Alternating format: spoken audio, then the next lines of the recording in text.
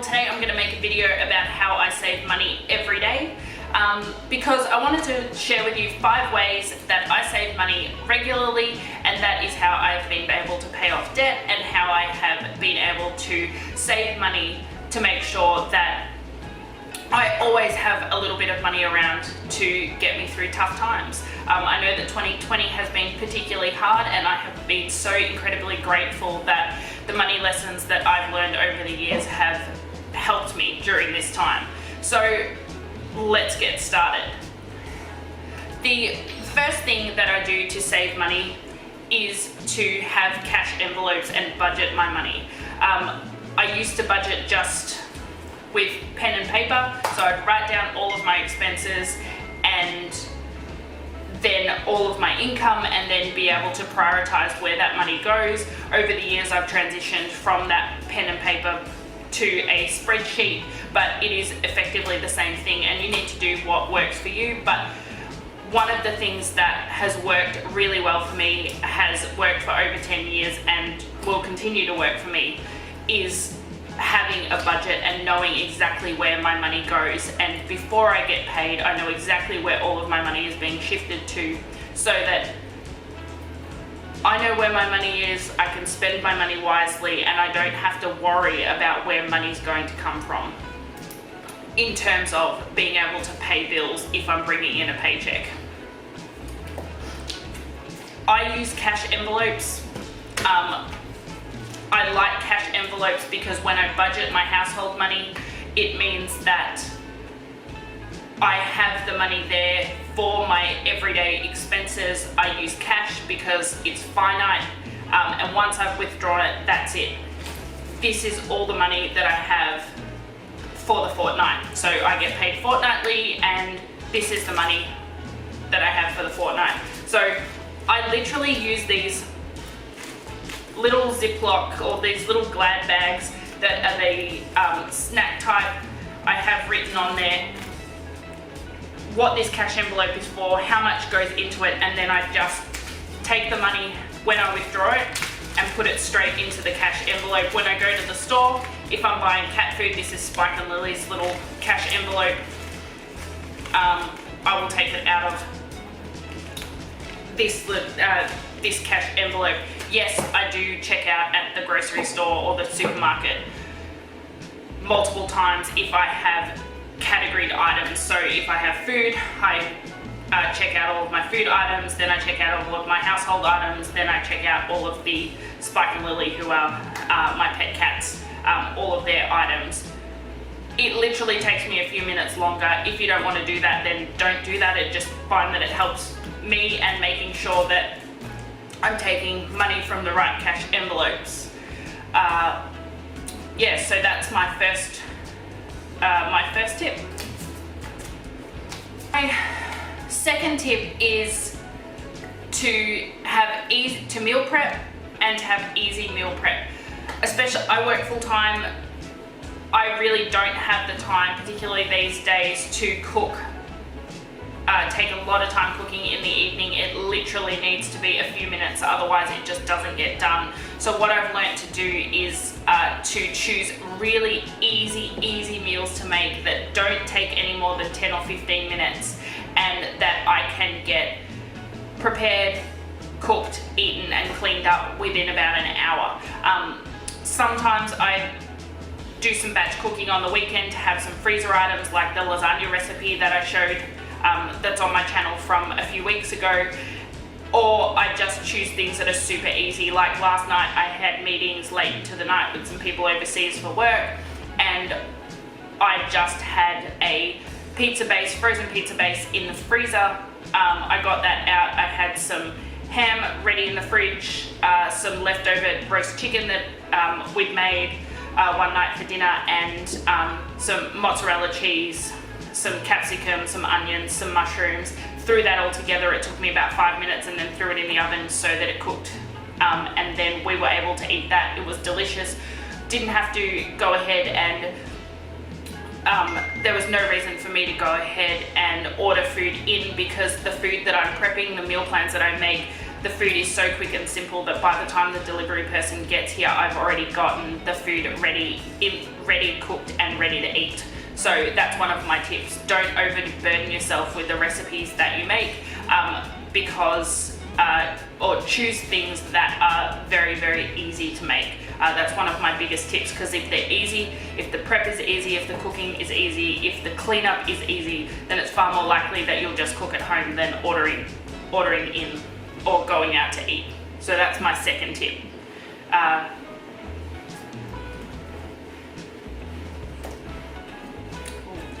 My third tip is I shop sales.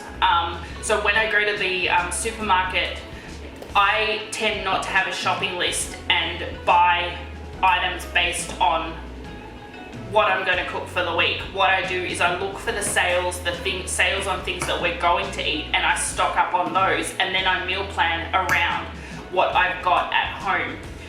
So one, I'm using up what I've already got and meal planning around what I've already got, and I'm also shopping for things that are on sale and not shopping to a list. I also don't buy, or I try not to buy, specialty items that I'm only going to use once or twice, because to me that's a waste of money. I buy things that we're going to use up, we use regularly, we like to eat, and are on sale and cheap. For example, if I go to the supermarket or I check the catalogs and I find that chicken breast is on sale, I will buy lots of chicken breast and have that in the freezer. So when I'm meal planning, I can go ahead and say, okay, well, I've got chicken breast. I can use that as a base, and then what am I going to make with that chicken breast? Am I going to make schnitzels? Am I going to make chicken parmigiana? Am I going to make roast chicken?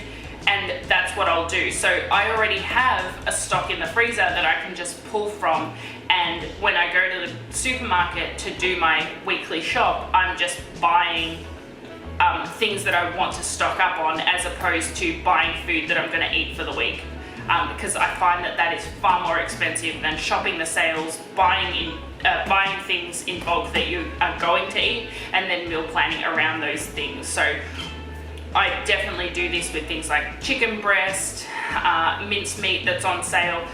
I tell you, the amount of time I go to the grocery store or the supermarket and I find minced meat that is heavily discounted, it's still completely fine.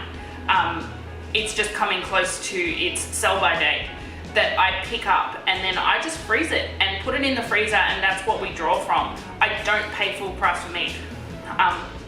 I can't remember the last time. I think the last time that I paid full price for meat was when I bought a piece of pork shoulder that I used to make pulled pork with, and even then, even at full price, I got 3-4 meals out of it. So that was still saving money, because I didn't cook the entire pork roast. I actually split it into 3 and cooked 3 meals out of it and got 3 meals out of it. So that's my other tip. Shop the sales, meal plan around what you've got at home, so that you're not paying more for food than you need to. My third tip is, and my fourth tip, this is my fourth tip.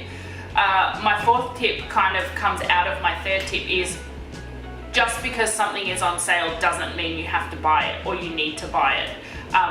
I buy things that are on sale because I need them, or it's an item that I've been looking for and needing, or something even once, but I'm not going to buy something just because it has a sale tag. And that doesn't just mean from the supermarket and groceries, it's anything, clothes, beauty.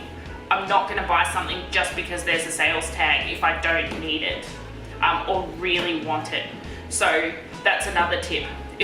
If something's on sale and you don't use it, or you don't have a use for it, then you're not actually saving money when you go and buy that item, because you don't know if you're going to use it, you don't need it, and it's just sitting there really just because it was on sale. You've bought it just because it was on sale. There's no reason for you to have it. So just be careful when you look at sale items. Do you need it? Do you seriously want it? And if you don't, then you probably shouldn't buy it. And then we have my fifth tip. So the fifth thing that I do is I look at op shops. And if you spoke to me a few years ago, I would be like, op shop, no thanks. I have learned to embrace my op shop because the amount of good quality things that I have found there for serious bargains has been amazing. I found my bedside tables that were practically brand new for $10 a piece. Well, no, sorry, they were $12.50 a piece. And I then had a discount coupon because I donated some stuff to the store, which meant that I got them for about, I think it was $10 or $11 after the discount coupon was applied. They are fantastic. They are incredibly well built. They were really looked after by whoever owned them beforehand. They still had the paper liners in the drawer from the manufacturer, and I love them. And I have found that if I tried to go ahead and buy bedside tables from a store, one, they probably wouldn't have been as good a quality, and two, they would have cost me at least $100 a piece. So to get them for $10 each was amazing. The other thing, I've got many good items from the op shop or the thrift store, is my food saver. I got my food saver for $7.99, and that thing retailed for $120. I had been wanting one. Mum's got one that she bought from Aldi and she paid full price from Aldi. I got mine for $7.99. It's better quality than the one from Aldi. It was so seriously cheap. The only thing that it didn't come with was the box and the bags. And I went and bought the bags from Kmart for $10. I had my machine for $7.99, and I think I also got it a little bit cheaper as well because I would have had another discount coupon for the op shop. And for $17.99, I got a practically brand new food saver and the bags that I needed to use with the food saver. So check your op shop and see what is there. There are some really good bargains that you can get at your op shop. You can get things for significantly cheaper than you would if you bought them brand new. So that's what I tend to do now. I tend to go to the op shops for things that I'm wanting and see if I can find them there. And then if I can't, then I'll either look online or go to another retail shop to buy them. But my first port of call these days is always the op shops because people are giving away really, really good stuff, and you can take advantage of that just by shopping secondhand. And the other thing is that you're reducing waste because you're just recycling something that someone else loved and chose to give away, or chose to donate so that it can be a blessing to someone else. So these are the 5 things that I do on a regular basis to save money. Let me know in the comments what you do to save money on a regular basis. If you like this video, please consider subscribing. Please give me a thumbs up, and I'll see you on the next video. Bye!